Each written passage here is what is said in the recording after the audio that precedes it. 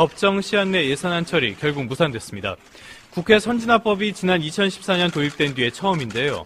오늘 국회 본회의는 오후 2시로 원래 예정돼 있었습니다. 하지만 여야 협상이 난항을 거듭하면서 밤 9시로 미뤄졌다가 조금 전에 열려서 쟁점이 없는 예산 부수 법안 그리고 대북규탄 결의안만 처리했고요. 예산안은 따로 다루지 않고 조금 전에 정회했습니다. 여야는 일단 모레 오후에 다시 본회의를 열어 예산안을 처리하기로 합의했습니다. 지난달 17일 선체 지작물 세척 과정에서 유골을 찾고도 곧바로 알리지 않아 은폐 의혹이 불거졌고 장관이 고개를 숙였습니다. 유골 은폐 의혹은 목포 신항에서 7개월 가까이 진행된 선체 수색 작업에 큰 오점을 남겼습니다. 현재 선체 수색 작업은 수색 인력을 투입해 더 수색할 만한 공간이 없어 사실상 중단된 상태입니다. 현장 수습본부는 안전상 접근이 어려운 세월호 최하층 기관구역 일부를 제외한 선체 대부분의 수색을 마쳤습니다. 이에 따라 수습본부와 선체 조사인은 당분간 작업을 중단하고 내년 3월 선체를 바로 세운 뒤 인력이 안전하게 들어갈 환경이 확보되면 수색을 재개할 계획입니다. 다만 내년 3월 전이라도 미수습자 가족 등의 수색 재개 요청이 있으면 이를 최대한 반영할 방침입니다. 한편 세월호 인양 과정에서 침몰 해역부터 목포 신항까지 약 3km 해저에 유해가 유실됐을 가능성 때문에 검토한 추가 수중 수색은 시간과 비용을 고려해 이루어지지 않을 것으로 보입니다. 올해는 연간 성장률이 3% 선을 넘을 것이란 전망과 함께 1인당 국민소득이 3만 달러에 근접했다는 관측이 나오고 있습니다. 반도체와 석유화학 등의 수출이 전분기 대비 6.1% 늘었고 정부 소비와 건설 투자도 각각 2.3%, 1.5% 늘면서 성장을 견인한 겁니다.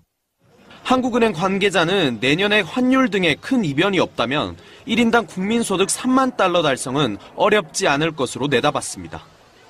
하지만 서민들이 몸으로 직접 느끼는 경기는 여전히 차갑다는 지적이 나옵니다. 특히 체감 경기를 좌우하는 고용과 소득의 최근 추이가 심상치 않습니다.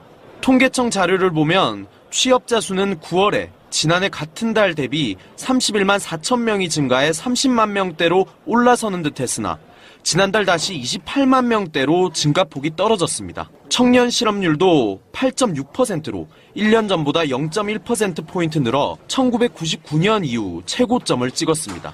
가계 살림살이도 크게 다르지 않습니다. 전국 가구의 월 평균 실질소득은 지난해보다 줄었고 2015년 4분기부터 내리 마이너스. 국정농단 재판에서 증인들이 심경 변화를 일으켜서 증언을 뒤집히는 일들이 나오고 있는데 이런 뒤집히는 일들은 더 나와야 된다고 생각됩니다. 이게 지금 블랙리스트에 대한 항소심 재판에서 박준우 전 정무수석이 나와서 1심에서의 본인 진술을 번복하면서 이 진술 때문에 조윤선이 석방이 됐었는데 그 진술을 번복하면서 그 증언이 거짓말이라고 이야기를 했어요.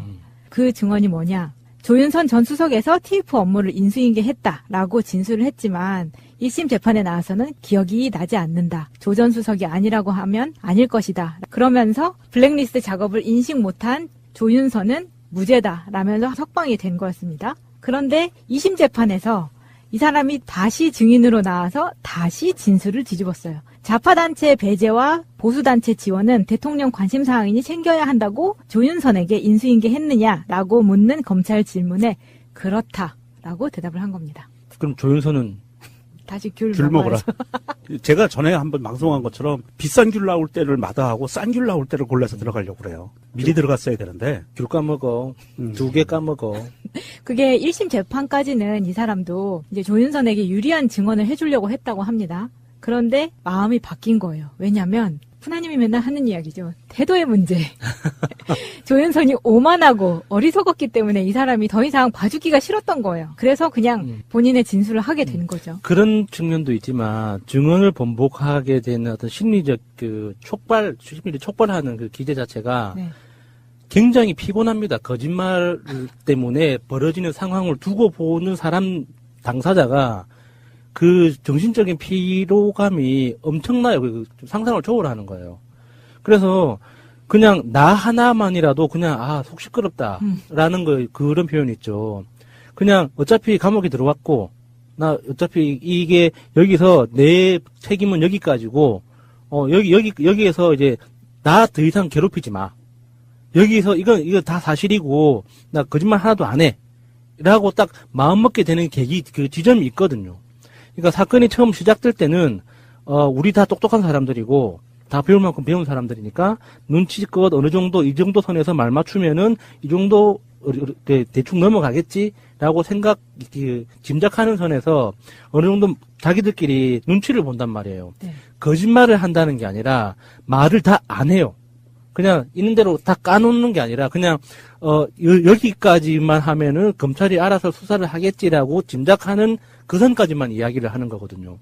그런데 그렇게 하다 보면 또 검찰도 바보가 아니잖아요. 상황은 그러니까 실체적 진실이라는 게 그래서 무서운 거예요. 내가 해석하는 그 현상이 아니라 그 과거에 있었던 실체를 찾는 게 검찰의 목적이란 말이죠. 그 프로세스 자체가 굉장히 무서워요. 그 과정에서 이전 투구를 한다 그러죠. 나 혼자 살아남기 위해서 누군가 거짓말을 시작합니다. 그러면 저게 거짓말이야라고 또 대응을 하기 시작하죠. 그럼 내가 거짓말이 아니라는 거를 증명하다 보면 과거에 했던 내 말이 거짓말이 되는 거예요. 그러면은 그 거짓말에 대응하고자 하는 그 욕구와 내 거짓말 사이에 중간 지점을 택하게 돼요. 다시 거짓말을 하게 되거든요. 그렇게 하다 보면은 자기 내면은 내면대로 피곤해지고 상황은 상황대로 지저분해져요. 그거를 지켜보는 당사자는 돌아버리는 거거든요. 그러니까 지금 이 정도 상황까지 왔으면 이제 피곤한 거죠. 아, 모르겠다. 이렇게 되는 거죠. 범죄자들의 특징 중에 하나가 자기가 판단을 할 때 내가 처벌받을 수 있는 형량은 여기 정도야 라고 판단을 합니다. 스스로 변호사하고도 같이 논의하면서 나는 이런 죄로 내가 지은 죄가 있는데 지은 죄가 A부터 C까지 있어. 근데 나는 실제로는 처벌받는 게 B까지야. 이게 확정됐어. C는 아니야. 라고 판단을 하면 이 확정된 거 안에서 C의 범죄 새로운 범죄가 밝혀질 게 아니면 모든 걸 다 불어요. 더 이상 피해볼 게 없기 때문에. 그리고 여기에 촉발제가 되는 건, 뇌관이 되는 거는 뭐냐 하면 장시호 석방입니다. 장시호가 특검에 엄청난 협조를 하면서 특검이 석방했잖아요. 내보내줬잖아요. 이거를 보면 어떤 신호가 가냐 하면, 아, 협조하면 혜택을 받는구나. 착한 어른이 되면 상을 주는구나. 그렇지. 그래서 나 C라는 범죄가 밝혀지지 않으면 이 A와 B 안에서 벌어졌던 거는 그냥 까발려도 나는 더 이상 피해볼 거 없어. 라는 판단을 하게 되는 거죠. 그래서 이 사람들이 만약에 A, B, C가 있는데 내가 A라는 처벌을 받을 건지 안 받을 건지 왔다 갔다 해요. 희망도 보여. 안 받을 수도 있어. 막 이러면 온갖 거짓말을 동원해서 자기 죄를 감추고 남의 죄를 감춰줍니다. 남의 죄가 밝혀지면 나까지 영향을 받으니까 다 엮여 있으니까. 그런데 이미 어느 정도 확정됐다고 보면 야수님 말대로 그냥 나 하나라면 마음 편했으면 좋겠다. 더 이상 괴롭힘을 안 당했으면 좋겠다. 다 털어버리는 거예요. 그리고 C는 안 건드려줬으면 좋겠어. 그리고 변호사들이 하는 이야기가 심지어 피의자들이 변호사한테까지 거짓말을 하는 거예요. 그러죠. 예. 그러니까 이렇게 자기의 그 심리적인 특징이죠. 사람이 죄를 짓고 살지 말라고 하는 이유가 거기 있는 거예요. 자기가 잘못한 걸 알기 때문에 변호사한테까지 자기 변명을 하면서 자기 방어를 해요. 그러니까 자기가 지은 죄를 변호사한테 속시원에 싹 다 그냥 다 까발려 놓으면 변호사가 전체 상황을 조율할 수가 있는데 변호사마저 실체적 진실을 모르는 상태에서 사건을 담당하게 되면 이게 검찰한테 계속 까이는 거죠. 그렇게 그래서 첫 번째 그 1심 재판에서 불리하게 받고 그 상고 들어가서 이제 피의자가 사실은요 그게 아니었어요 하면 이제 변호사는 돌아버리는 거예요. 자기가 지금까지 잘못 알고 대항을 했다는 거니까. 그러니까 그런 케이스들도 있는 거죠. 사람들이 이 똥인지 된장인지 먹어봐야 아는 거예요. 다음은 요즘 어떤 이슈에서든 어떤 뉴스에서든 빠지지 않는 단어가 있습니다. 특수활동비죠. 이 이야기를 좀 해보려고 하는데요. 이 중에서도 지금 여러 가지 우리가 몰랐던 각 정부 부처마다 특활비가 들어가고 있는데 최근에 대법원이 대법원장 특활비가 필요하다면서 영수증이 필요 없는 특활비에 2억 5천만 원을 편성을 했습니다. 문제는 법원의 특활비가 왜 필요한지 이거에 대한 의문점이 계속되기 때문에 문제가 되고 있는 건데요. 법원에 대한 특활비는 생긴 지도 얼마 되지 않았습니다. 양승태 대법원장 때 생겼다고. 네. 그래서 보면은 대법원의 특활비에 대해서 국회에서도 문제가 된 적이 한 번 있었어요. 그것도 단 한 사람, 의외의 인물이죠. 자유한국당의 김진태가 2015년 10월 법사위원회에서 이런 문답을 주고받은 적이 있습니다. 김진태가 묻습니다. 법원의 특수활동비가 얼마예요? 법원 행정처장이 대답합니다. 금년도에 처음으로 3억이 편성되었습니다. 이게 2015년이거든요. 그러면 김진태가 그런데 저는 정말 이해가 되지 않는 게 법원도 특수활동비가 필요해요? 지금 특수활동비 가지고 온 정부 부처가 홍역을 치르고 예결위 차원에서 다시 논의하자, 뭘 만들자 그러고 있는데 금년에는 법원이 새로 이것을 해가지고 넣었다고요. 3억을? 이러면서 김진태 본인도 되게 의아해하는 거예요. 그런데 박 처장이 이렇게 이야기합니다. 2015년 예산에 들어있던 겁니다. 2016년 예산은 동액으로 편성이 됐는데 그것을 10% 감액한 겁니다. 그러니까 그 이전에는 없었다는 거잖아요. 네. 2015년 이전에는 없었던 게 2015년도 예산에 처음으로 편성이 돼서 집행되기 시작했다. 네. 이런 거죠. 그래서 2016년에 3억 2천, 2017년에 또 3억 2천 이렇게 집행이 됐었던 거고요. 이게 이제 대법원장 활동비라는 이제 구실을 추가를 해서 감찰 비용에서 활동비로 이제 명목만 바꾼 거죠. 각 기관별로 특수활동비 편성이 많이 돼 있죠. 그러니까 대표적으로 국정원이 보통 한 해 평균 5천억? 국가정보원 예산으로 편성되는 것만 거의 5천억 정도고, 네. 그러니까 각 부처별로 국가정보원과 연계되어 있는 활동들이 있잖아요. 그래서 그 분산되어 있는 예산까지 합치면은 대략 연간 1조 원이라고 파악을 해요. 정확하게 아는 사람이 없죠. 그런데 우리가 확인할 수 있는 예산은 5천억만 봐도 작은 돈이 아니죠. 그렇죠. 그런데 이제 각 기관별로 보니까 굉장히 많이 있더라고요. 지금 김진태가 이야기하는 것 중에 그러니까 이게 이해가 안 된다 라면서 하는 말이 법원이라는 게 기밀성이 첫 번째 요건인데 법원에서 특수하게 활동할 일이 뭐가 있어서 특수활동비를 받느냐. 공개재판하는데 아니냐. 공판 중심주의 아니냐. 그런데 특수하게 쓸 일이 뭐가 있느냐 이거거든요. 저는 그 소식이 진짜 낯선 게 김진태가 너무 맞는 말을 해서 그러니까요. 좀 낯설더라고요. 이게 뭔가 너무 맞는 말만 하니까. 그 당시에는 김진태가 뒷배가 든든했었죠. 법원이 김진태를 건드릴 수 없을 만큼 뒷배가 든든했잖아요. 그러니까 그렇게 큰 소리를 친 건데 사실은 국회의원들이 판사들한테 그렇게 큰 소리 뻥뻥 칠 수 있는 인간들이 못 돼요. 판사의 판결 한 방에 가거든요. 그런데 누가 김진태한테 이 특수활동비가 누나가 만든 거라는 이야기를 귀뜸을 안 해줬었나 봐요. 왜 이렇게 당당하게 따지죠? 그러게요. 이상하죠. 법원에서 이런 특수활동비가 필요하다는 게. 지금 특수활동비가 큰 문제가 되는 게 국정원 먼저 예를 들면 문제가 되는 부분만 말씀을 드릴게요. 국정원법 제12조 3항에 보면 이런 게 있습니다. 국정원의 예산 중 미리 기획하거나 예견할 수 없는 비밀활동비는 총액으로 다른 기관의 예산에 계상할 수 있으며 다른 기관의 예산에다가 넣어버릴 수 있다는 거예요. 총액으로 항목 없이. 그 예산은 국회 정보위원회에서 심사한다 이렇게 돼 있어요. 아까 야수님 얘기한 것처럼 국정원 예산이 아닌데 통일부, 경찰, 검찰, 기타 등등 모든 부서의 특수활동비가 어쩌면 거의 대부분 국정원으로 가는 특수활동비일 수 있다. 사실은 그런 거죠. 대법원에 무슨 특수활동비가 필요해. 그것도 국정원으로 가는 거일 수도 있다라는 의심을 할 수 있는 거예요. 왜냐하면 누구도 그 실체를 모르기 때문에 그런 예상을 할 수 있는 거고요. 사실은 이 특수활동비 문제가 좀 심각한 게 대법원에 대한 특수활동비만이 문제가 아니라 대한민국의 정부에서 지금 2018년도 특수활동비는요. 전년도에 비해서 박근혜 때에 비해서 18.7% 줄어들었어요. 그래서 전반적으로 특수활동비를 18.7%를 줄였기 때문에 국정원 제외하고요.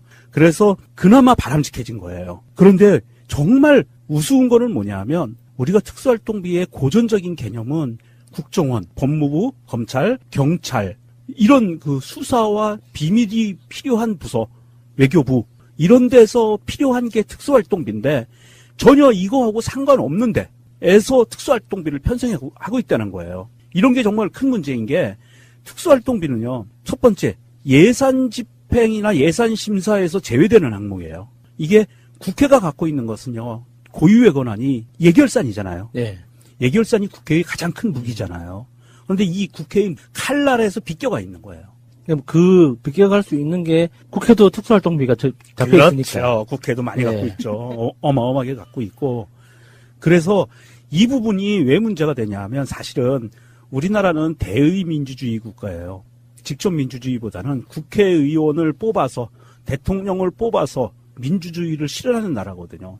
그러면서 국회의원을 뽑은 이유는 예결산을 철저히 해달라. 국민이 낸 세금으로 인해서 국가 재정이 돌아가는 것을 감시해달라고 해줬는데 특수활동비란 명목으로 해서 어마어마한 돈이 매년 이 감시의 사각지대에 들어가게 만들어 놓는 거예요. 근데 필요한 부분이 있죠. 네. 반드시 필요한 부분이 있어요. 국정원, 뭐 검찰, 경찰, 법무부, 외교부에서도 필요해요. 예. 이러한 반드시 필요한 부분 또 청와대에도 있죠.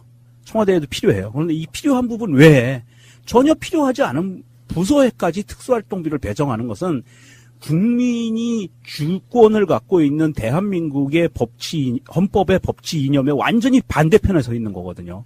그러니까 그런 데까지 배정을 하다 보니까 그게 지금 뭔가 다 노출이 된 상태에서 그 악화가 양화를 구축한단 말을 이런 데서 정말 뼈저리게 느낀다는 게 작년까지만 해도 그렇게 펑펑 썼는데 그게 문제가 되니까 이번에 문재인 정부에 들어서면서 아까 18.7% 감소했다고 하셨잖아요. 이걸 숫자로 보면 740억 정도예요. 엄청 많다고요. 그럼 우리는 뭔가 좀 해보려고 하는데 지금 돈이 더 많이 들어가야 되는 상황임에도 불구하고 줄여줘야 된다는 거죠. 말씀하신 대로 가장 큰 액수의 활동비가 예산이 편성된 데가 국방부하고 경찰청인데 작년 대비해서 334억 그리고 271억 이렇게 또 감소를 했어요. 그러니까 전체적으로 다 축소하고 감소하고 그런 거잖아요.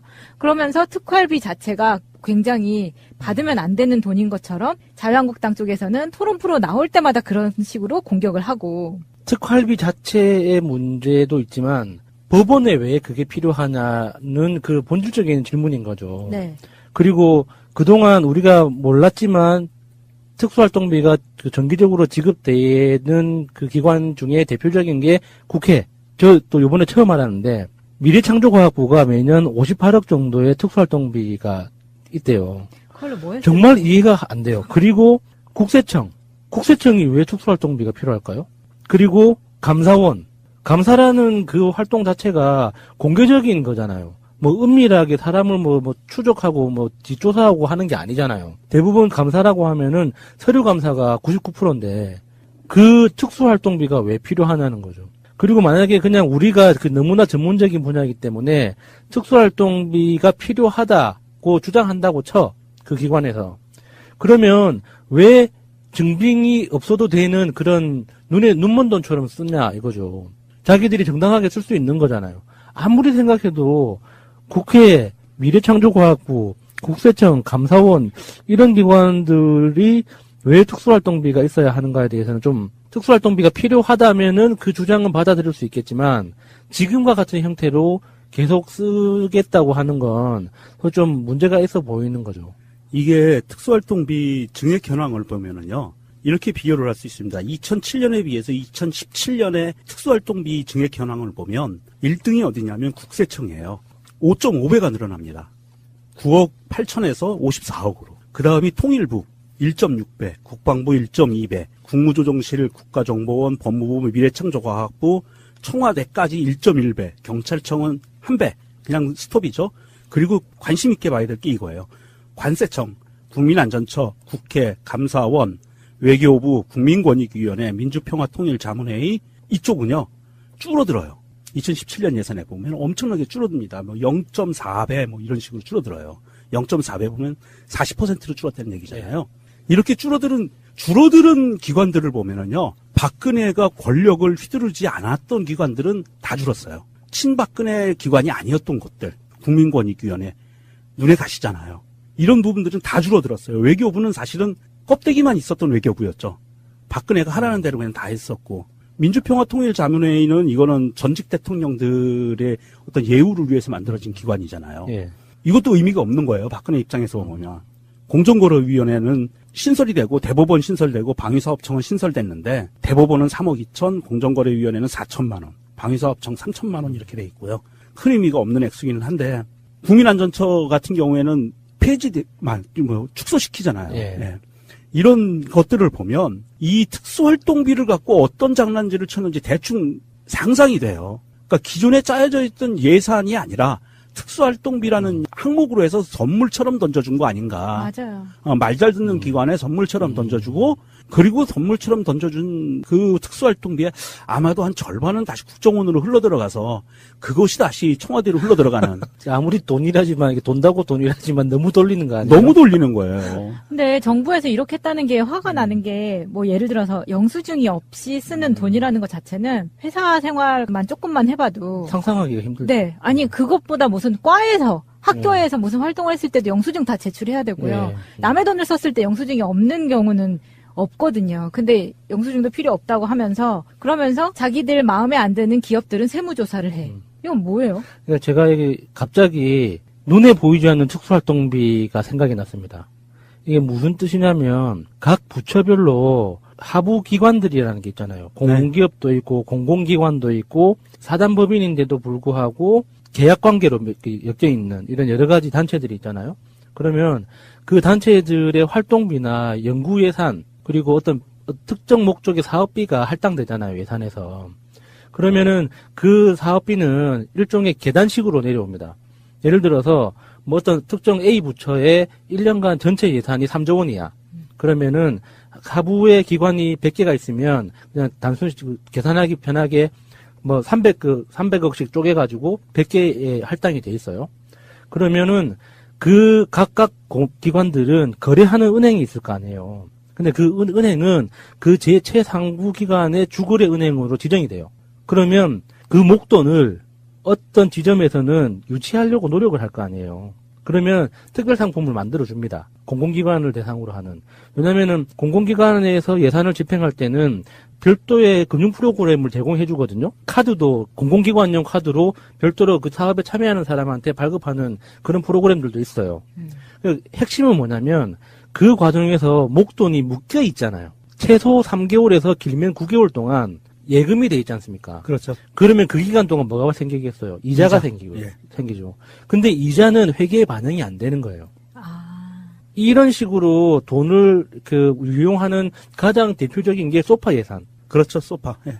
소파 예산이 대표적인 거고, 우리나라 R&D라고 통칭되는 여러 부처에서 그 통합하면은 그 규모가 수십조 원으로 엄청나게 큰 예산이 있거든요. 그 R&D 예산도 사실 그 관리 주체의 책임지는 관리 주체가 불분명한 구조로 돼 있어요. 근데 그 돈 자체는 엄청나게 큰 덩어리란 말이죠. 그래서 예산에서 그 우리나라 한 해 예산에서 R&D 예산이 결정이 되면 그 R&D 그 예산이 결정된 만큼을 주거래 은행에서 여신을 발급을 해줍니다. 그 여신을 발급을 해주는 순간부터 이자가 생기는 거예요. 실제로 현금이 유통되기 전부터도. 그러니까 그렇게 생기는, 그러니까 이런 건 눈에 보이지 않는 특수활동비인 거예요. 그렇네요. 지금 우리가 지금까지 얘기했던 특수활동비는 눈에 보이는 거잖아요. 예산에서 심사할 수 있는 거고. 그런데 그렇게 각 부처별로 유용되는 생활 속에서 찔끔찔끔 나오는, 기관 입장에서 보면 찔끔찔끔이죠. 근데 우리가 보기에는 한 달 이자가 몇 천만 원이고 몇 억이에요. 그렇죠. 그게 작은 돈은 절대 아니잖아요. 그런 것들도 회계에 반영해서 들여다볼 수 있는 어떤 제도와 장치가 있어야 될 거예요. 이 지금 그 특수활동비가 가장 큰 문제가 되는 것은 사실은 아까도 말씀드린 것처럼 이런 내용입니다. 국회는요, 국민의 재산권을 보호해야 되는 기관이에요. 국민의 재산권을 보호해야 되는 기관인 국회와 또 세금이 어떻게 쓰이는지, 이게 잘못 쓰이는지 잘 쓰여지는지를 감시해야 되는 감사원까지 특수활동비를 사용한다는 거예요. 아무런 제약 없이. 이것은요, 정말 고양이에게 생선 맡긴 꼴밖에 되지 않고요. 선진국에서는 100만 원만 세금 없이, 영수증 없이 잘못 써도 이건 그냥 가잖아요. 네. 그런데 우리나라는 그냥 몇천억, 뭐 이런 거를 그냥 우습게 쓰는 거예요. 네. 영수증 없이. 청와대 발령받았다고 1억을 들고 갔다잖아요. 그러니까요. 그게 말이 돼요, 그게. 이거는 정말 이 대한민국 공직자들의 도덕 불감증을 극대화시키는 방법 중에 하나고요. 나라를 썩게 만드는 가장 지름길 중에 하나가 돈의 노예를 만들어버리는 거예요. 그래서 대한민국의 공직자들은요, 청렴의 의무가 있어요. 반드시 지켜야 되는 게. 그런데 그거에 배치되게 만들어버리는 게 어떻게 보면 특수활동비라는 그런 항목이 공무원들이 청렴하지 않게 만드는 또 지름길일 수도 있어요. 네. 이런 부분들을 앞으로는 올해 18.7% 감액했다고 하니까 사실은 이 특수활동비라는 항목 자체를 고정적으로 만들어 놔야 돼요. 각 부처별로 만약에 법무부에 필요하다 그러면 법무부의 특수활동비는 정말 특수활동비 수사에 필요한 건 얼마, 그리고 나머지 뭐 문구류, 잡비 뭐 이렇게 해가지고 항목을 나눠서 예산 편성을 해야 되고요. 대법원에서도 정말 필요하다 그러면 그게 뭐 어떤 항목에 필요한 건지, 지금에 나와 있는 거 보면 특수활동비 아니거든요. 쓰임새가. 그렇죠. 예, 그러니까 정말 특수활동비라면 그 항목에 맞게 예산을 편성하고 해서 이 그냥 특수활동비라는 명목으로 뭉뚱그려지는 이런 현상은 이제는 없어야 되겠다. 예, 맞습니다. 이런 생각입니다. 그걸 위해서부터 지금 정리를 해 나가고 있는 것 같은데, 문재인 정부 대통령 비서실 특수활동비 자체를요, 2016년에는 184억이었는데 2017년에 162억 예산을 잡았었어요. 2018년 문재인 대통령께서는 112억으로 토탈 31% 감소화시키셨어요. 청와대는 늘려야 되는데. 그러니까요. 이게 지금 괜히 손해보는 느낌입니다. 네, 여기까지 특수활동비에 대한 이슈를 살펴봤습니다. 정권 연장을 위한 싱크탱크 29번째 시간입니다. 오늘도 굉장히 특별한 이야기가 나올 것 같습니다. 자, 일단 나오신 분들 소개해드리겠습니다. 자, 퀴즈맨 서정우님. 네, 반갑습니다. 오늘 날씨가 굉장히 따뜻합니다. 네. 실제로 얼굴도 잘생겼죠. 예. 느끼한 목소리죠. 예. 네. 대학교 때 제 우편함에 항상 여자들한테 편지가 쌓여 있었어요. 밤에 그 전화 통화로 달달한 목소리 네. 들으면 아주 잠이 잘 오겠어요. 뭐 하여튼 뭐 목소리 좋다는 얘기는 워낙 많이 듣고 살아서요. 네. 자, 공개구원 한번 하십시오. 공개구원이요. 아니 전혀 준비가 안 된 상태에서 공개구원하면 망신당합니다. 늘 마음속으로 준비를 하고 다녀야죠. 네. 글쎄요, 다음번에 제가 준비해서 재밌게 한번 해보겠습니다. 예, 싱글이죠? 네. 확실하게 싱글이죠? 네. 숨겨둔 애인 없죠? 숨겨둔 애인은 아직 없습니다. 네. 숨겨야지 이제 그럼 생기면. 공개된 애인 있어요? 숨겨둔 애인도 없고 공개된 애인도 없잖아. 내가 알기로 없던데. 아, 그때 이상희 대표님이 하나 소개시켜준다 그랬는데 안 시켜주시네요. 한번 찾아봅시다. 정작 정말 복지국가 소사이어티가 해야 될 일은 서정우 씨를 연애 또는 결혼 복지로 이끄는 거라고 생각합니다. 일 너무 많이 시키지 마시고요. 저 결혼하면 반드시 둘을 낳겠습니다. 뭐 아동수당 20만 원 받으려고? 네. 제가 날 때쯤이면 아마 수당이 더 올라가지 않았을까요? 그럼 30만 원. 지금 국가에 충성하고 있는 분 소개해드리겠습니다. 자녀 수로만 보면 그렇습니다. 일산 다산의원 원장님이시고 복지국가 소사이어티의 운영위원장님이신 우리 이상구님. 예, 반갑습니다. 이상구입니다. 자녀분이 몇 분이시죠? 예, 셋입니다. 네. 능력자예요. 하나가 남잖아요. 최소한 둘이 결혼했으면 둘 낳으면 유지, 하나 더 나오면 증가 이런 거잖아요. 네. 애국하고 계십니다. 두 분 같이 하면 쌤쌤인 거죠. 저는 까먹고 있습니다. 예. 자, 복지국가 소사이어티의 체계바라. 우리 이상희 공동대표님. 네, 안녕하세요. 이상희입니다. 우리 대표님은 자녀분이 한 분이시죠? 전 하나죠. 네. 두 분의 평균은 2명이고. 맞습니다. 그거 깎아먹고 있는 서정우. 아까 공개고나라는데 잠깐 생각난 얘기가 있네요. 그걸 어쩔 수가 없었나 보죠? 네, 아니 공개고는 아닌데 저런 말이 있어요. 나쁜 남자가 좋은 때가 있었잖아요. 인기 있을 때. 괜찮은 사람이 나쁜 짓을 하면 나쁜 남자라 그러는데 못생긴 사람이 나쁜 짓을 하면 나쁜 새끼라 그러거든요. 저는 나쁜 남자입니다. 네. 잘생겼습니까? 제가 나쁜 새끼 할게요. 자, 퀴즈부터 털고 가겠습니다. 지난주에 저 발전을 위해서 욕을 해도 좋다고 이제 저희 폰번호를 공개했는데 아마도 제가 너무 착하거나 불쌍하거나 둘 중에 하나인 것 같습니다. 그래서 겨우 욕 처방 문자가 2건밖에 안 왔어요. 그래서 일단 흥행은 실패한 거로 보겠습니다. 그래서 욕 처방은 아니, 이번 주로 마감하고 지난주에는 전화번호 공개 안 했잖아요. 했는데요? 안 했나요? 지지난주에 했죠. 아. 한 번 더 하세요. 마지막 기회를 드리겠습니다. 예, 알겠습니다. 한 번 더 하겠습니다. 그럼 전화번호 다시 공개하겠습니다. 010-5837-0825. 이 전화가요, 서정우님 복지국가 소사이어티 홍보팀장이죠.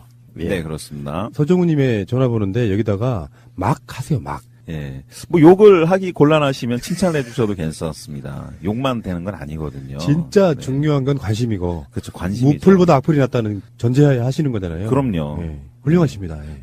욕이 100개 있는 게 낫지, 무풀이 아무것도 없는 빵개는 진짜 슬픕니다. 아까 공개교원이랑 연결하면은 네. 12시쯤 됐을 때 밤에 네. 달달한 남자의 목소리를 듣고 싶으신 여자분들 전화를 주셔도 좋습니다. 환영합니다. 네. 가급적이면 국민 라디오 이상의 칼럼 읽어주는 남자 들으시고 난 다음에 욕을 해주십시오. 네, 여성분이라면 24시간 대기할 거고요. 네, 보이스피싱도 받겠습니다. 네. 제가 알고 있기에 정치 시사 팟캐스트 모든 컨텐츠 중에 예. 가장 수준이 높다는 방송입니다. 아, 그렇습니다. 네. 응원 문자를 굉장히 성의 있게 보신 두 분밖에 안 했는데 성의 있게 보내신 분이 한 분 계세요. 전화번호 끝자리 6877님인데 잠깐 소개하겠습니다. 새날에서 소개받고 이칼람 유튜브도 보고 있습니다. 버터님은 실물이 된장같이 구수하시네요. 별명을 된장박이 버터님으로 바꾸세요. 그리고 이상희 선생님께 연지연 곰탕 덤으로 더 사달라고 하시는 거 보고 귀엽다는 생각을 했습니다. 새날 퀴즈 보기에서 불사조는 피닉제 2인제라는 농담에 감동을 받았습니다. 욕 아니고요. 보기에 김상조를 또 추가로 드시면서 불공정 거래만 전문적으로 조지는 김상조라는 아재 개그를 하시면 더 좋았을 텐데 아깝습니다. 중요하지만 대중에게 감각적인 인지도가 떨어짐에도 불구하고 복지 분야에 꾸준한 공헌을 해주시는 복지국가 소사이어티 여러분들께 감사드립니다. 이렇게. 야, 이분은요. 이렇게 장문의 문자를 보내주셨어요. 뭐 상품 하나 드려야 되는 거 아니에요? 당연히 보내드리도록 하겠습니다. 제가 연재형 곰탕 14개 시켰어요. 제가 여자친구가 생기면 이분한테 한번 소개시켜드리도록 하겠습니다. 굉장히 곰탕스러운 훈훈함이. 네. 주고받는 따뜻함이 있네요. 자, 그럼 지난주 문제. 문재인 정부의 국가 재정 운영 계획에 의하면 문재인 정부의 마지막 해인 2021년도에도 조세 부담률이 19.9%에 머물게 됩니다. 경제협력개발기구 OECD 국가 조세 부담률의 평균인 25.1%와 비교하면 약 5% 모자랍니다. 이 5%를 금액으로 환산하면 얼마일까요? 1번, 정답은 90조입니다. 예. 자, 이번 주 퀴즈. 다음에 설명하는 내용은 무엇인가요? 응급의료센터의 상위 개념으로 교통사고, 추락, 총상 등으로 치명적인 외상을 입은 응급 환자를 전문적으로 치료하는 센터로서 일반 응급실에서 처치 범위를 넘어서는 다발성 골절, 출혈 환자를 병원 도착 시 즉시 응급 수술을 할 수 있는 시설 장비 인력을 갖춘 외상 전용 치료센터를 말한다. 2010년 기준으로 국내 외상 환자 사망률은 35.2%에 달할 정도로 높지만 일찍이 응급의료체계 정비를 서두른 미국, 일본 등은 10에서 15%에 불과하다. 보기 말씀드릴게요. 1번 중증 외상센터, 2번 중간 외상센터, 3번 외상사절센터, 4번 노량진 회수산센터. 저희가 없네요. 5번 더 할게요, 5번 더. 5번은 뭐예요? 예전에 센터라고 하는 것 중에 이삿짐 센터 하나 넣을까요? 치킨 센터라는 것도 있었어요. 치킨 센터. 모르죠. 영양센터죠, 치킨 영양센터. 삼계탕 파는 그렇지, 영양센터. 네. 센터라는 이야기 이렇게 붙여요. 센터가 중앙이라는 뜻 아니에요? 근데? 예. 중앙이라는 뜻도 있지만. 자, 네, 여기까지입니다. 네. 예, 고맙습니다. 내년에 지방선거가 있지 않습니까? 그래서 저희 사단법인 복지국가 소사이어티에서 지방선거에 출마하시는 분들에게 확실하게 복지국가의 담론과 정책을 우리가 공부를 좀 시켜드리려고 하는데요. 그래서 지방자치 정책 아카데미를 저희들이 개설합니다. 좀 큰 걸 저지르시네, 또. 네, 큰 일 저지르는데요. 우리 이상구 운영위원장이 일 저지르는 데는 전문가거든요. 자, 그거 간단히 좀 소개해 주시죠. 예. 그래서 저희가 제목을 촛불혁명의 성공과 자치분권 완성을 위한 복지국가 지방자치 아카데미 이렇게 좀 이름을 거창하게 잡았는데요. 실제로 지금 겨우 우리가 그 추운 겨울날 광화문 촛불시위를 통해서 얻은 게 대통령 한 명을 이제 바꾸는 건데 그 다음 차례는 이제 지방정부 권력을 바꿔야 됩니다. 그리고 지금 호남 지역이나 영남 지역에서 각각의 특정 정당들이 그 다수의 지방자치단체장을 하고 있지만은 사실은 양쪽이 별 차이가 없거든요. 촛불혁명을 통해서 국민들이 원하는 거, 문재인 대통령이 그야말로 연방제 수준의 그 지방자치 분권을 하겠다라는 것은 전혀 지금과는 다른 개념이라는 거죠. 그래서 그런 것을 그러면 당에서 좀 만들어줘야 되는데 당이 너무 바빠가지고 그냥 조그만 아카데미를 단기적으로 하지만은 체계적으로 준비해서 하진 못하더라. 그래서 이 촛불혁명을 뒤에서 그 도왔던 시민사회단체들, 우리 복지국가 소사이어티와 또 그 나라살림연구소라고 지방정부 재정을 오랫동안 부서해온 전문기관이 있습니다. 그쪽하고 주식회사 브레인파크라는 데는 지방정부의 그 어떤 성장 발전 전략을 계속해서 10년 동안 이 자문을 하다 보니까 엄청난 데이터베이스를 구축하는 데가 있고요. 또 하나가 좀 진보적인 지방자치단체장들이 전국자치분권 민주지도자회의, 이 좀 이름이 어려운데, 소위 말해서 지금 현재 그 2010년 선거에서 당선됐던 잘 나가는 구청장, 시장, 군수 이런 분들이 모여서 만든 단체입니다. 이런 4개 단체가 연합을 해가지고 촛불혁명의 성공을 이어갈 수 있는 지방정부를 그 수립하자. 또 연방제 수준의 자치분권 국가를 건설하자. 무엇보다도 이미 지금 민주당 소속의 지방자치단체장들 중에 굉장히 잘하는 분들이 많거든요. 그러니까 새로운 걸 만들어내지 말고 이미 지역에서 해갖고 성공한 사례들을 확대하고 전파하고 이 공유할 수 있는 그런 시스템을 만들자. 그리고 이 민주당 내에 지금 여러 파벌들이 서로 싸우다 보니까 지금은 경선이 곧 당선이다. 이런 행태를 해갖고 엄청나게 이 열기가 높고 이미 이제 후보들이 거의 확정되다시피 한 곳도 꽤 많은데요. 그런데 당은 이 여러 개파들이 있다 보니까 하나의 단일한 교육 프로그램을 만들어내지 못하고 있는 거예요. 광역당에서 공천권을 가지다 보니까 광역당마다 아카데미는 하는데 그게 막 미어터집니다.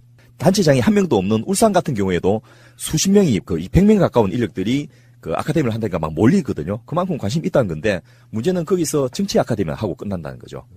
자, 그래서 예. 누가 대상자 어떤 분들이 수강 신청해야 됩니까? 예. 일단 저희가 12월 20일까지 접수를 받을 거고요. 그냥 접수 받는 게 아니고 그 면접을 통해서 또 어려우면 전화 통화나 그 사전 검증을 통해서 일단 그 선발을 해서 한 100명 정도를 선발해서 거의 한 5주 동안 집중 교육을 매주 수요일마다 4강 내지 5강씩을 집중적으로 시킬 예정입니다.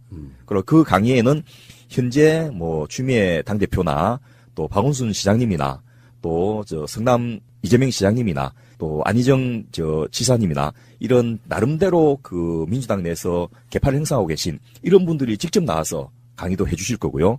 그다음에 지방정부에서 성공 사례를 갖고 계신 성북구 청장님이나 또 노원구청장님 같은 이런 분들도 나와서 말씀을 직접 해주실 거고 또 선거 전문가들 이 각 분야에서 선거 전략을 어떻게 할 것인지를 전공으로 연구한 이런 분들도 강의 프로그램에 참여해갖고 실속 있는 강의를 준비하고 있고 또 여기에 수강하면 특징도 굉장히 많습니다.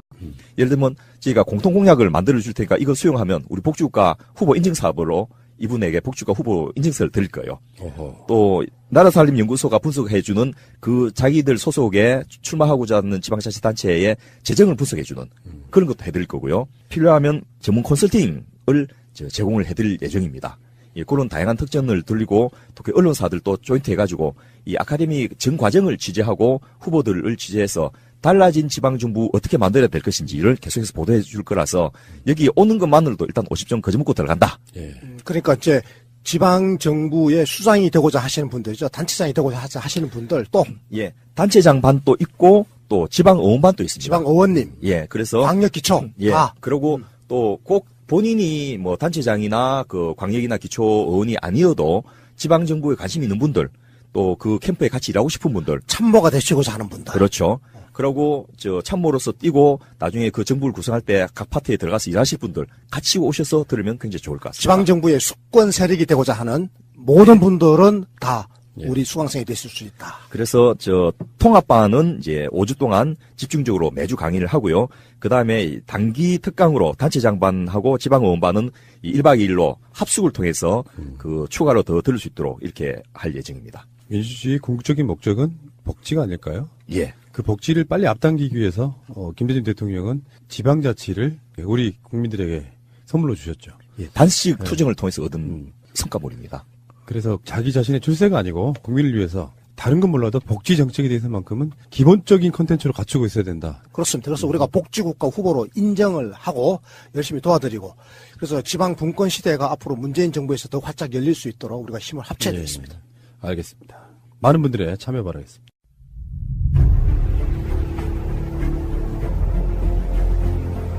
국민들은 국가의 존재 이유가 무엇이냐고 물었습니다.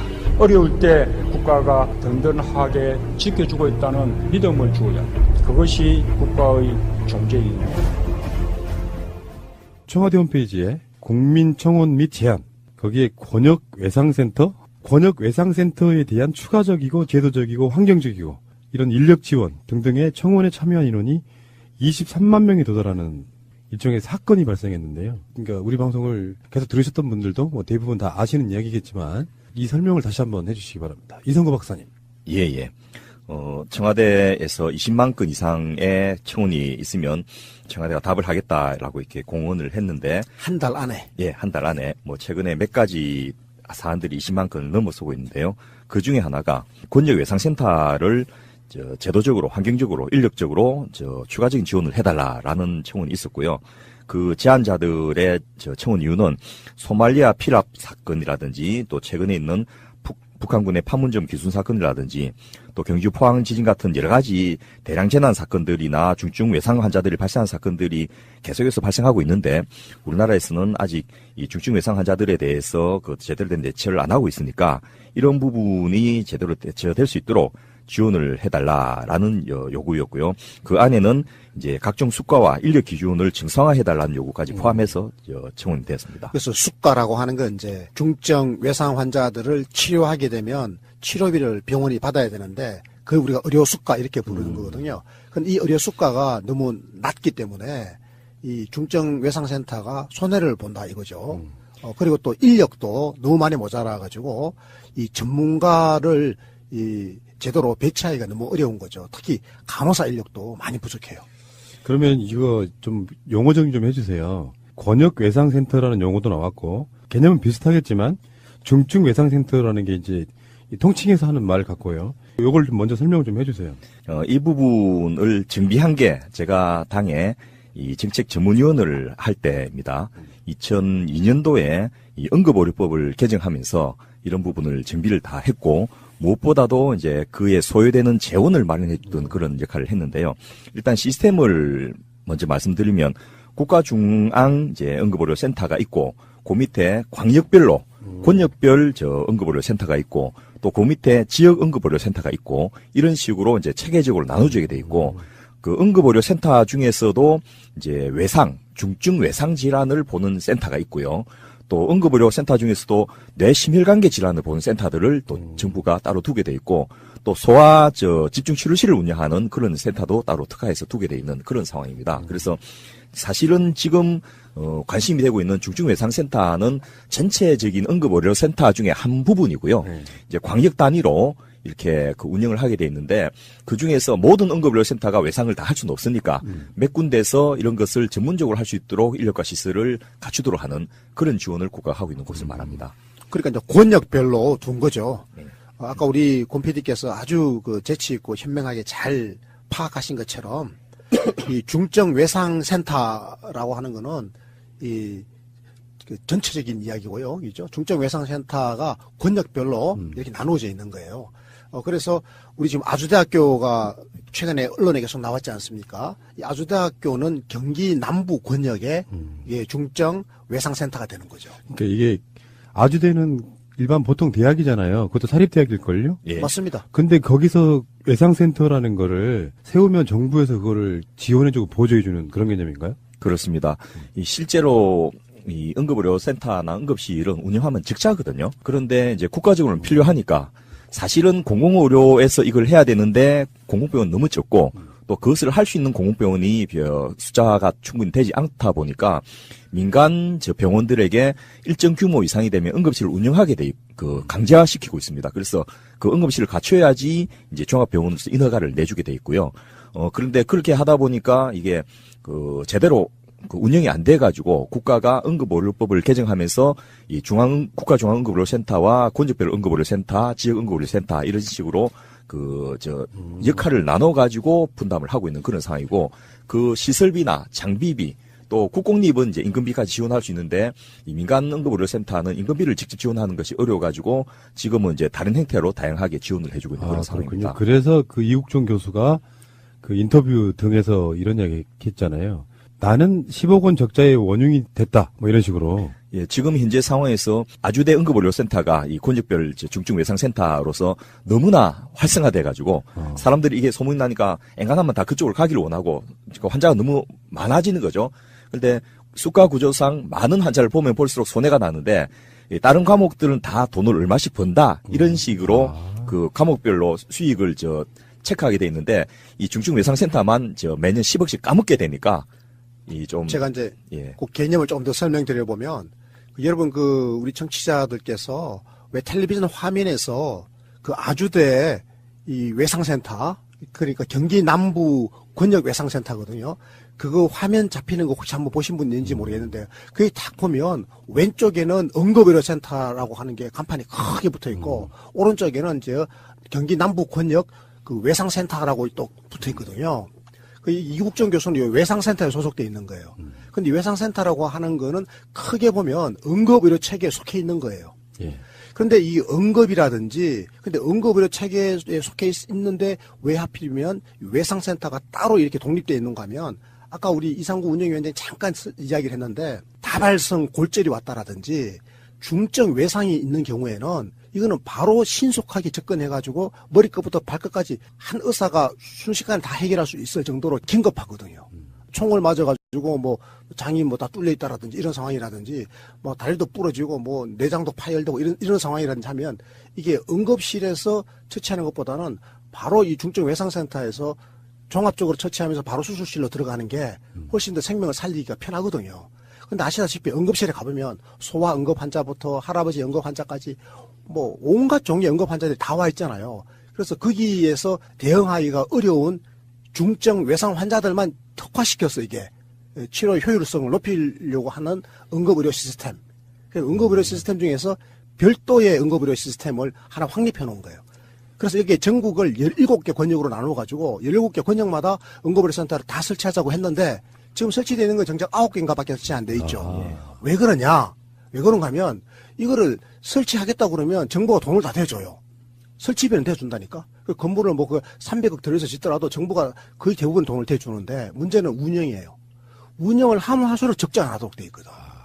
그래서 이국정 교수가 내가 죽도록 고생했더니 돈 10억 까먹었다. 그 이야기야. 근데요, JS에서 총격 사건이 일어나잖아요. 예.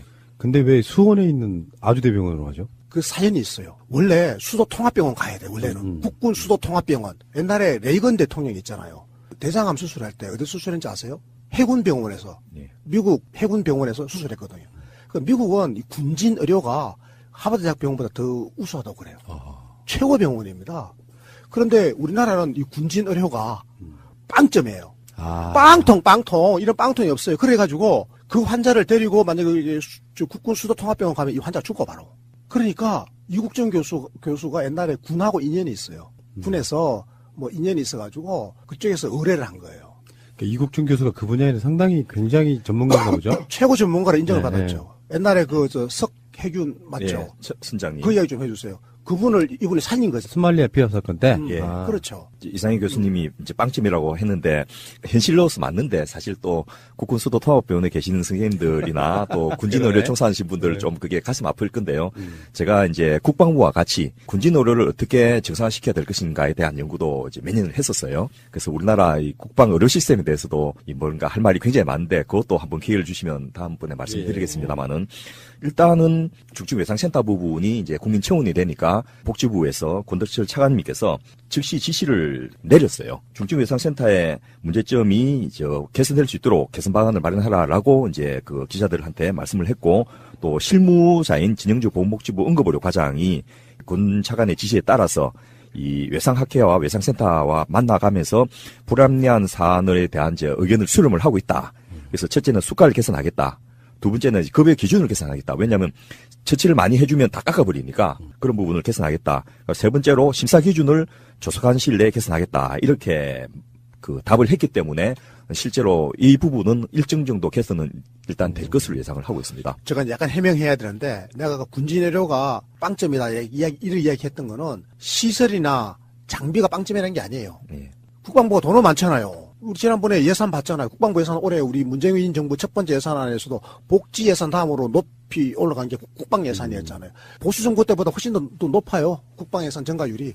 우리는 국방을 이렇게 튼튼하게 하고자 하는 정부잖아요. 그러니까 인프라 시스템은 잘 깔아가지고 시설이나 장비는 우수해요. 근데 문제는 뭔가 하면 인력인데요. 그게 인력이 의사들이 오래 있으려고 하질 않아요.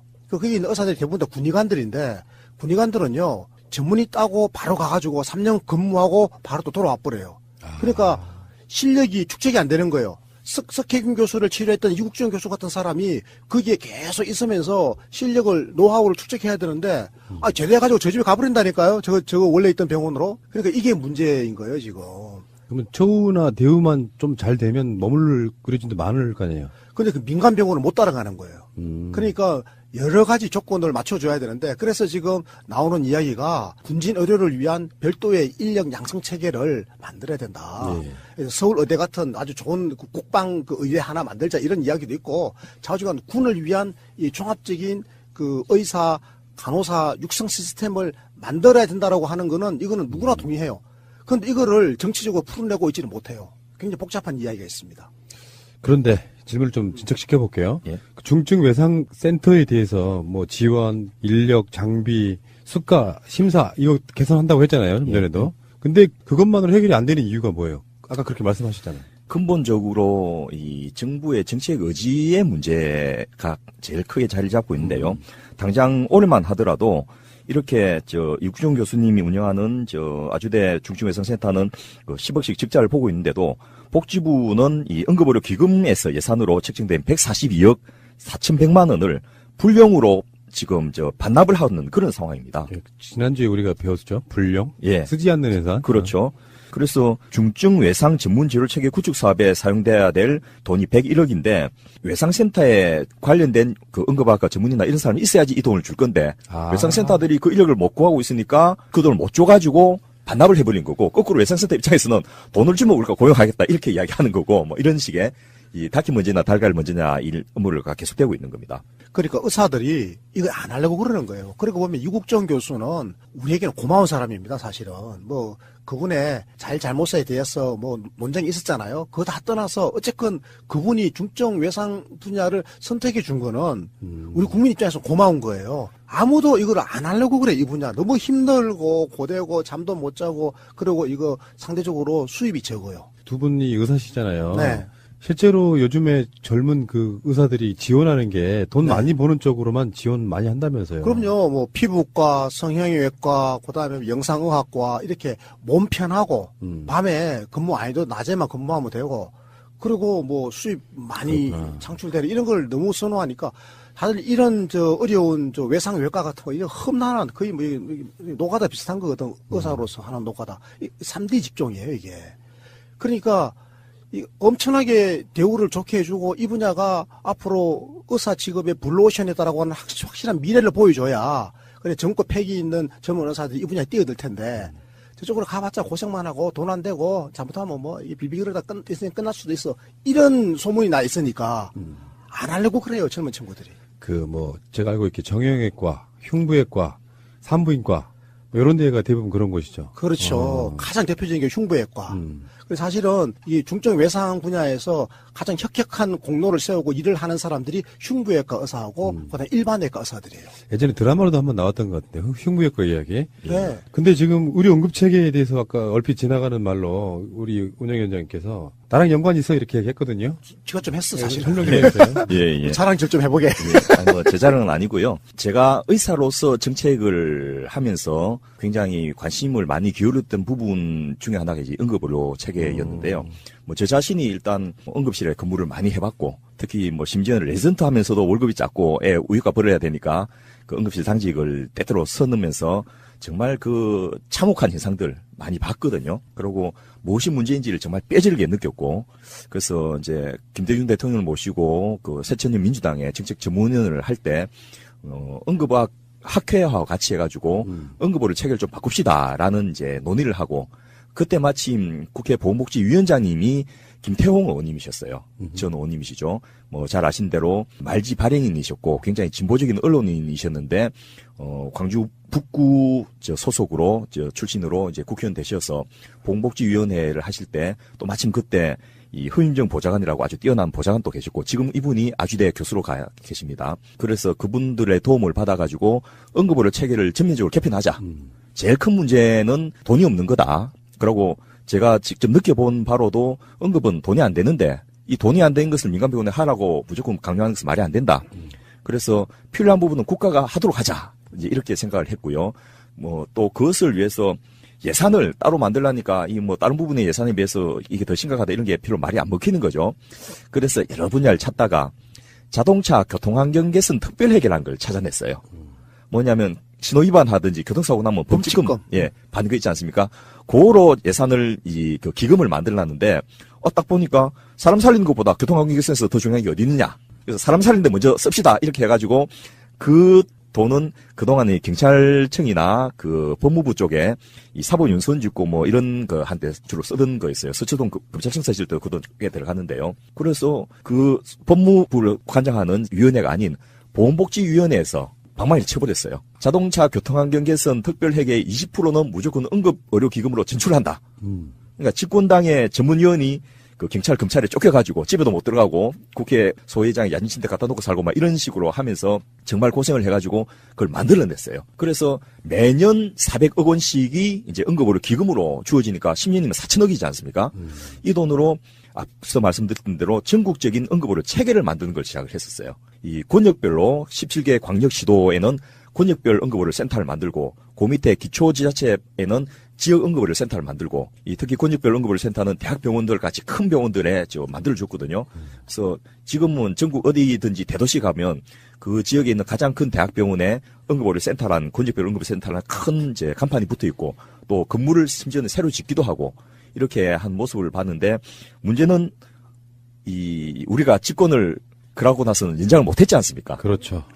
그래서 건물을 짓고 장비를 사주고 이거는 다 했어요. 지금도 계속하고 있습니다. 그런데 응급실에 근무하는 응급의료 시스템을 개선하는 데 가장 핵심적인 게 결국 인력이거든요. 응급의학과 전문의와 응급실 근무하는 간호사들의 월급을 챙겨줘야 되는데 이것을 주려니까 민간병원은 어떻게 국가 돈을 줍니까? 이런 문제가 생겨버린 거예요. 그래서 국공립병원에는 이제 그에 해당되는 인력에 대한 인건비를 더 지원할 수 있었는데 민간병원에는 그걸 지원을 다 못 해주는 거예요. 그러니까 두 번째로 수가를 개선해야 되는데 그까지는 저희가 직군을 못 해버렸던 거죠. 그게 그 공공영역에 있어서의 버스라든지 지방에 있는 노선들 있잖아요. 그렇습니다. 적잖아도 보존해 주잖아요. 예. 왜 이건 해주면 안 될까요? 맞습니다. 그리고 이거는 하면 바로 사망률을 팍팍 줄일 수 있거든요. 그런데 이제 예를 들면 뭐 과별 형평성 문제 뭐 이런 식의 그 문제들이 많이 있고 결국 그다음 정부들이 그런 부분에 대해서 별로 관심을 기울이지 않은 거죠. 정치적 관심이 예. 좀 떨어진 거예요, 사실은. 처음에 시작할 때는 우르르르 해가지고 시작했다가 몇 년 지나고 나니까 이제 여론에서도 별로 관심이 없고 하니까 서서히 잊혀진 거죠. 그러니까 이게 사람 중심의 정치를 하려고 하다가 정권이 뺏기고 나니까 사회적 관심도 없고 뭐 실제로 별로 이렇게 의미도 없다고 생각하는 세력들은 이제 계속해서 예산을 깎아대는 그쪽으로 갔다고 보는 게 맞을 것 같아요. 그러고 또 아주 재미난 일이 벌어졌는데 그렇게 난데없이 응급으로 이쪽에 돈을 뺏겠다 생각하는 이 권력이 있는 부서에서는 특히 이전 정부에서는 굉장히 그 부서들이 이 말을 잘 들어가고 힘이 셌지 않습니까? 이 응급의료 기금을 줄이기 시작한 거예요. 교통환경 개선에 들어가는 돈들이 그래서 매년 처음에는 8%씩 증가하다가 나중에는 마이너스 3%, 마이너스 20%, 마이너스 25% 이렇게 점점점 줄어드니까 응급의료 기금이 동이 난 거죠. 그러니까 그때 이제 2009년도 전재희 장관님께서 이분이 조금 아주 열심히 하셨던 분이신데 그러면 교통환경 개선 특별회계뿐만 아니고 도로교통법상 과태료 수입의 20% 이렇게 법을 바꿔주셨어요. 그래서 다시 응급실에 지원할 수 있는 응급의료 기금을 추가 전입하는 응급의료법 개정안을 통과시켰고 이걸 통해서 다시 그러니까 지금 이 돈이 많이 있어요. 돈이 없는 게 아니에요. 우리 곰PD께서 오늘도 운전하고 가시다가 신호 위반해가지고 범칙금을 무시면 그게 20%는 응급의료 기금으로 옵니다. 그러니까 이게 꽤 수입이 많아요. 그런데 문제는 이 돈이 용처가 딱 정해져 있거든. 용처가 정해져 있어서 이 돈을 가지고 지금 유국정 교수가 있는 그 아주대 병원 외상센터에 근무하는 간호사를 한 명 더 고용하라고 인건비 지원해 주는 거는 지금 이제 안 하고 있는. 지금 딱 정부에서 방침을 정해놓은 거는 의사, 외상을 전담하는 의사 한 명을 고용할 때 연봉 1억 2천만 원 정도를 지원해 주는 거. 그것만 지금까지는 이제 법제화돼 있었고요. 나머지 지원은 지금 없어요. 그러니까 그것만 가지고는 안 되겠다라는 거예요. 그리고 실제로 그러면 그 돈이 다 집행됐느냐? 집행 못 되고 돈이 남아 도는 거야. 왜냐니까 그 돈 갖고는 이걸 하겠다는 의사를 구할 수가 없는 거예요. 아직까지는. 그러면 여기서 약간 좀 새는 질문 하나 드릴게요. 저도 꼬맹이가 응급실을 간 적이 있어요. 뭐 팔이 빠진다든가 이래갖고. 응급실은 비싸잖아요. 근데 이제 문재인 케어랑 연관해서 응급실을 가면 건강보험에 이렇게 적용되게 해주는 뭐 그건 없어요? 건강보험에 적용이 다 되죠. 다 되는데 그런데 문제는 응급실에서는 비용이 많이 발생해요. 그런데 수가가 생각보다 낮아요. 응급의료 수가가. 그러니까 병원들이 그런 환자를 진료하면 할수록 손해를 보도록 돼 있어요, 지금. 그러니까 응급실을 키우려고 하질 않아요. 그럼 뭐를 키우려고 그러냐? 전부 다 뭐 미용, 성형, 뭐 돈 많이 버는 그 외래 진료 이런 것만 자꾸 더 하려고 그러고 정작 이렇게 환자들에게 생명을 구하는데 꼭 필요한 이런 과목들 있잖아요. 대표적인 게 응급실, 중환자실 이런 거거든요. 그런 거는 병원이 투자를 잘 안 하려고 그래요. 아주 죽게끔 아프지 않으면 응급실 안 가잖아요. 지금도 이렇게 돈이 더 비싸다고 생각해서. 그렇죠. 그 왜 안 해주는 거예요?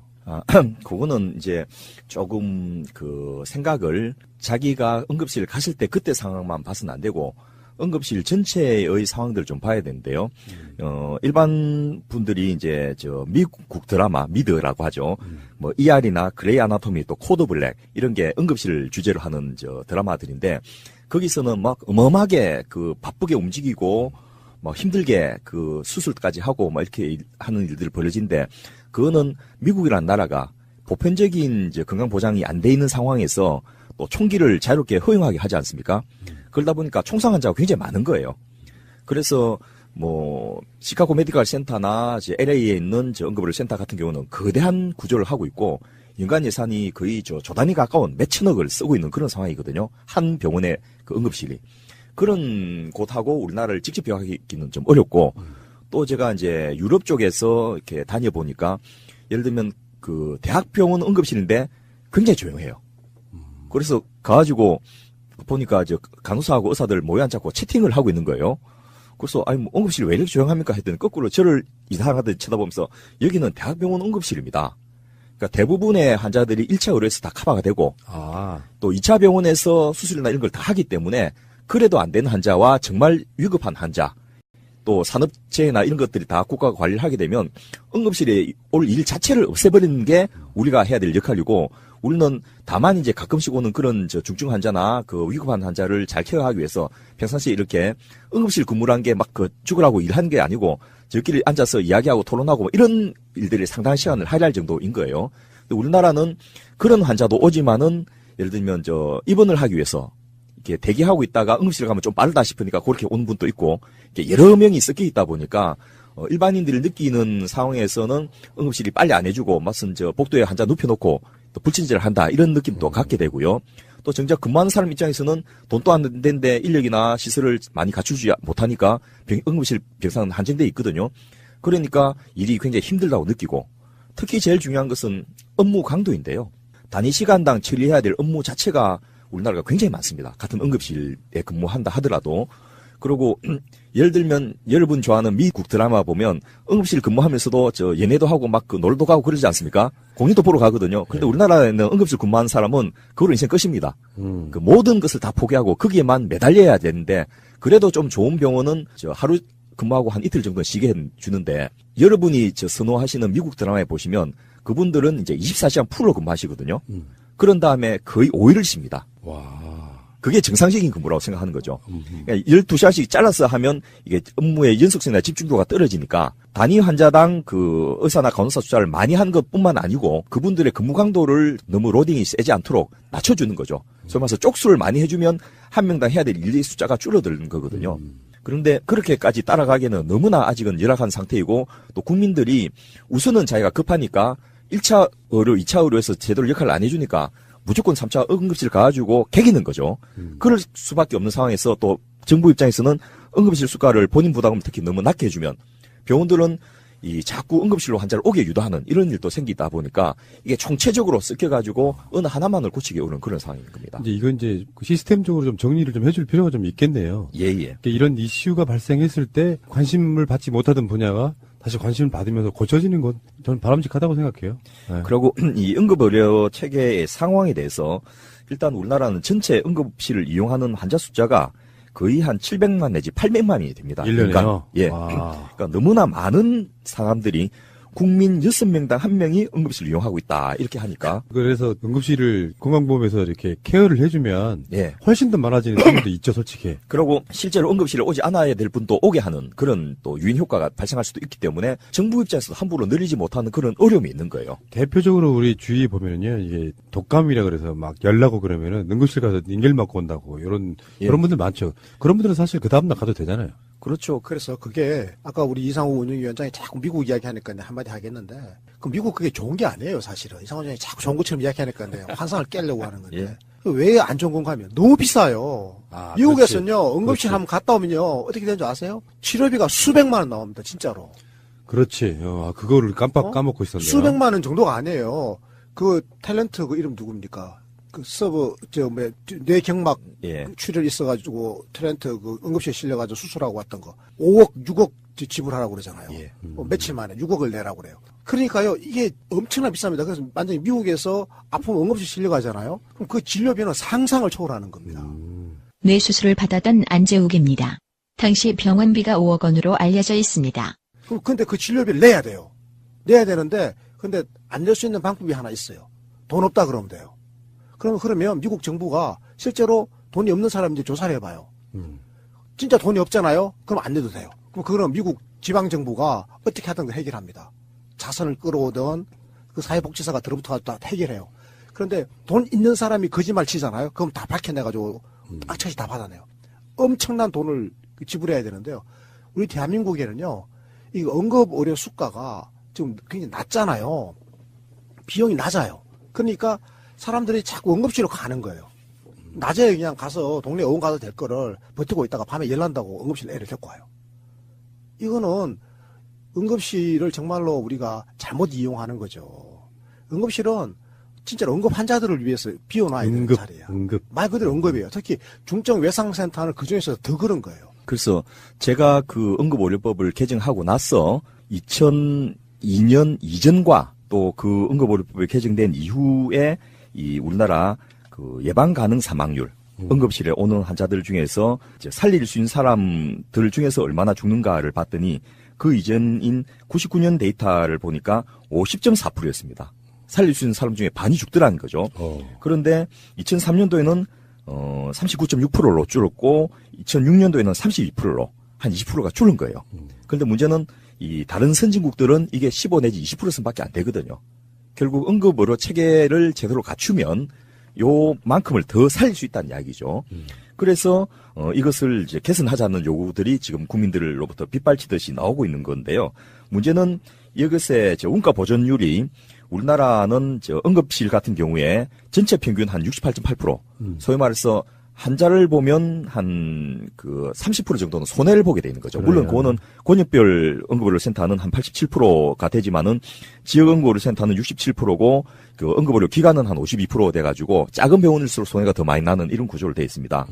그리고 또 필요한 응급의료 관련된 인력 확보율이 권역별 응급의료센터는 그래도 한 87.5% 정도 되는데 지역은 86%고 이 지역 응급의료 기관은 한 74%밖에 안 되는 거죠.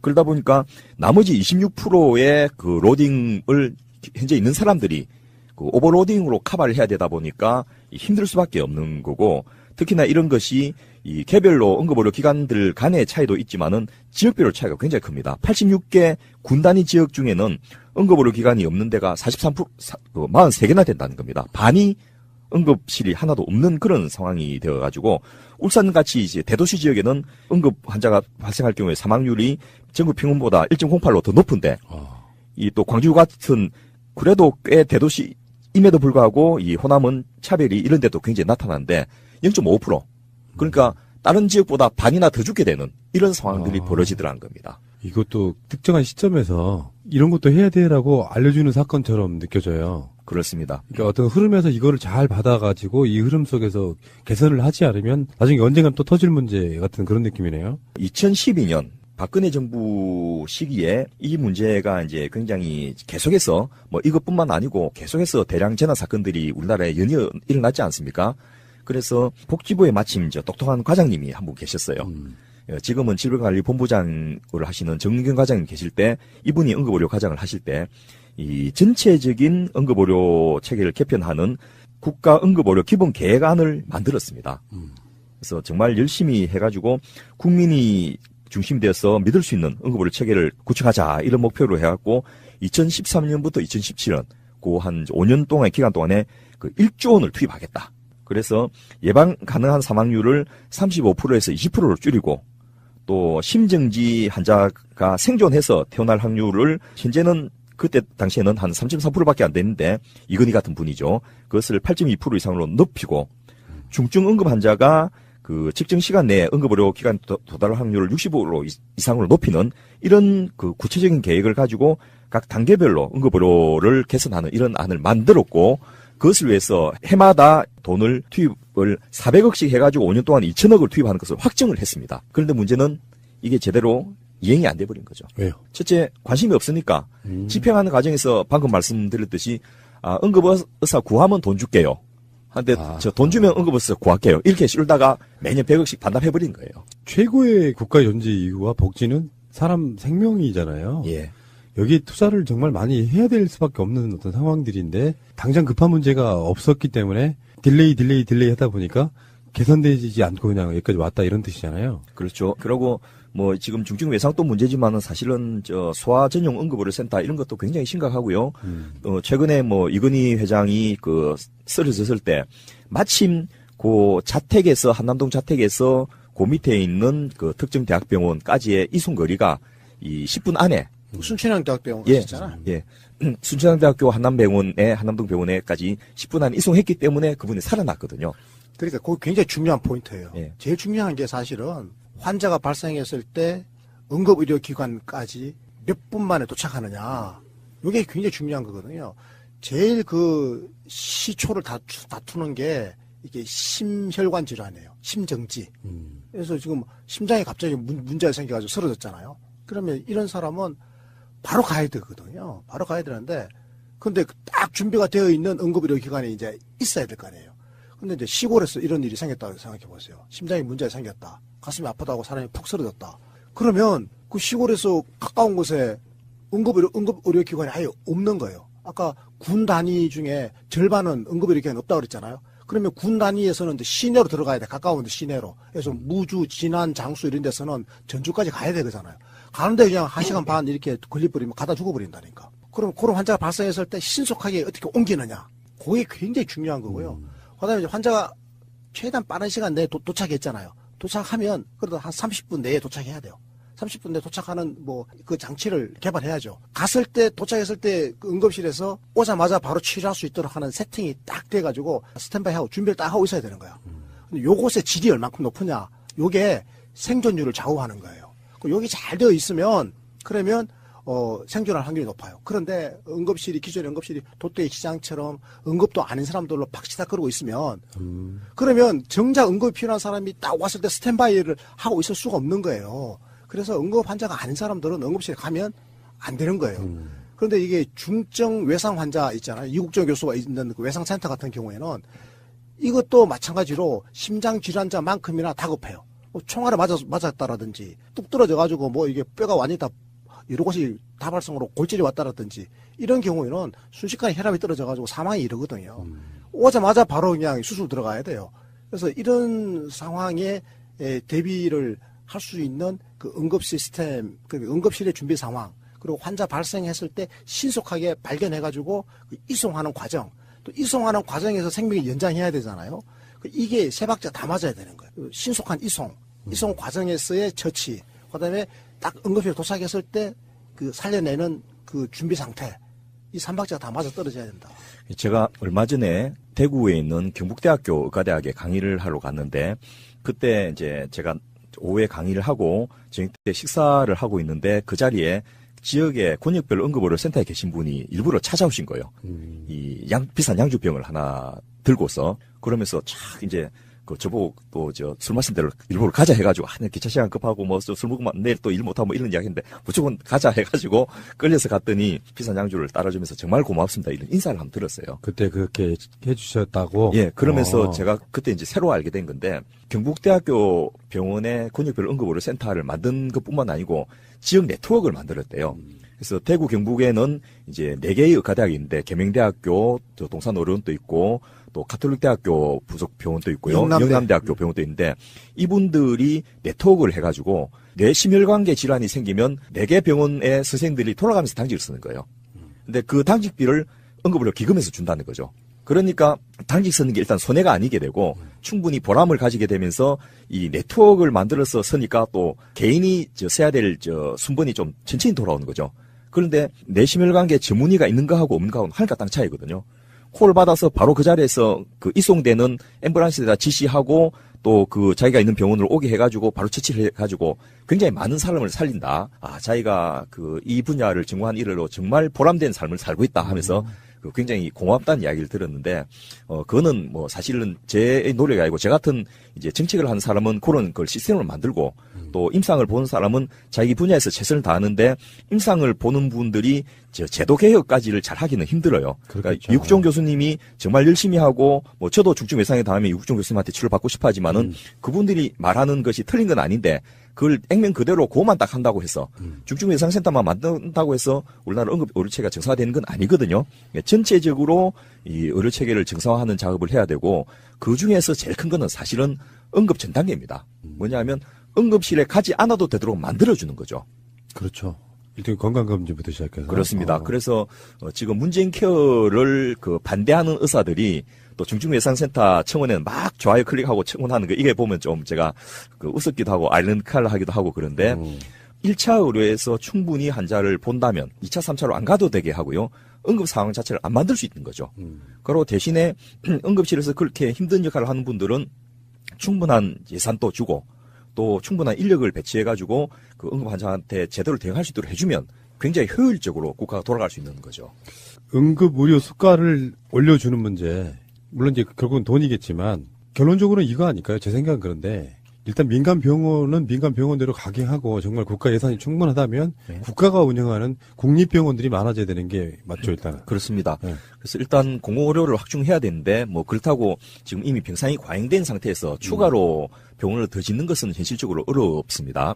그래서 예를 들면 앞서 이상희 대표님 말씀하셨던 그 응급실이라든지 또 중환자실이라든지 몇 가지 그야말로 돈 안 되는 과목들이 있습니다. 그런데 국민들을 위해서 어차피 운영해야 되는 그런 부분이 있으면 그거는 아예 정부가 체계적으로 책임지고 지원하고 관리를 할 수 있도록 만들어주면 돼요. 그래서 그 개별로 이 응급의료 관련된 수가를 높여주고 심사 기준을 정상화해주는 그런 작업도 물론 그 아주 치밀하게 진행돼야 되지만은 근본적으로 이것은 국가의 역할인데 민간 병원에서 대행해 주는 거니까 너무 고맙다. 이런 컨셉으로 아예 바꿔가지고 그 병원에서 운영을 하더라도 그 그와 관련된 모든 인력이나 시설이나 장비나 운영비를 국가가 지원하고 책임지겠다. 이런 정도까지 간다면 그게 사실은 거시적으로는 굉장히 더 효율적일 수 있습니다. 그러니까 제가 아까 말씀드린 대중교통 버스 회사 같은데 그런 거하고 같은 맥락이잖아요, 알고 보면. 그렇습니다. 예. 알겠습니다. 이번 기회에 민간 병원들 포함 최소한 인력을 다루는 곳에 있어서의 그 예산이 없어서 우리나라가 가난한 나라는 아니지 않습니까? 그럼요.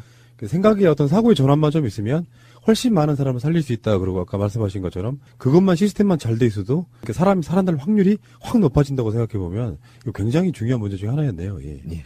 자, 일선 현장에서 지금 특히나 이렇게 돈 안 되는 사람 목숨 살리는 쪽에 근무하고 계시는 의사 선생님들께 감사드리면서 두 분을 보내야 되는데 응급실로. 예, 알겠습니다. 고생하셨습니다. 고맙습니다. 네, 고맙습니다. 이국종 교수가 청와대를 찾았습니다. 문재인 대통령이 JSA에서 귀순 북한군 병사를 구조해낸 장병들과 함께 초청해 격려한 겁니다. 빠르게 북한 그 병사를 후송함으로써 그 목숨을 구할 수 있게 해주었습니다. 이국종 교수님은 그 북한군 그렇게 많은 중상을 입었는데도 그 목숨을 구하는 아주 기적 같은 일을 해내셨습니다. 3호 주얼리호 석혜균 선장을 구한 공로로 명예 해군 수령이 된 이 교수는 제복 차림으로 참석해 눈길을 끌었습니다. 저희 모두는 한때 현역군인이었고 그리고 앞으로도 이 사실가 발생하면 다 군인일 겁니다. 문 대통령은 이 자리에서 외상센터가 환자의 정신적 트라우마까지 치료할 수 있도록 시스템을 갖추라고 지시하기도 했습니다. 이런 가운데 국회에서는 오늘 내년도 권역외상센터 지원 예산을 612억 원으로 늘리는 데 여야가 합의했습니다. 보건복지부가 제출한 예산안 액수보다 212억 원이 오히려 늘어난 액수입니다. 당초 복지부는 올해보다 39억 원을 줄여 예산을 신청했지만 여야가 외상센터 관련 여론을 의식해 대규모 증액에 합의했습니다.